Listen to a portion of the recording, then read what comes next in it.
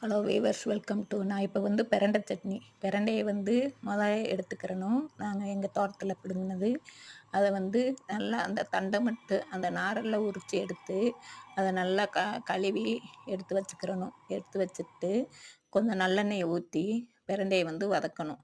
வதக்கி லைட்டாக உப்பு போட்டு நல்லா வதக்கி எடுத்துட்டு 2 ஸ்பூன் உளுந்து, 1 ஸ்பூன் கடலைப்பருப்பு, 2 வத்தல், பூண்டு, மல்லித்தழை, 2 கருவேப்பிலை, கொஞ்சம் தேங்காய் தூள், லைட்டாக புளி எல்லாத்தையும் வச்சு எடுத்து வச்சு அப்படியேவும் அதை வந்து மிக்சியில் போட்டு வலுவலுன்னு அரைக்கணும். அரைச்சி எடுத்துட்டு செக்கு நல்லெண்ணெய் ஊற்றி கடுகு, உளுந்தம் பருப்பு, கருவேப்பிலை போட்டு தாளித்து எடுத்து வச்சுக்கிட்டோம்னா தோசைக்கு, இட்லிக்கு எல்லாத்துக்கும் சுவையாக இருக்கும். இது மாதிரி நீங்களும் செஞ்சு பாருங்கள், நல்லாயிருக்கும். இன்னொரு மெத்தட் வந்து இந்த மாதிரி வதக்கிட்டு தக்காளியும் போடலாம். தக்காளி போட்டு வதக்கி செஞ்சாலும் அதுவும் டேஸ்ட்டாக இருக்குது.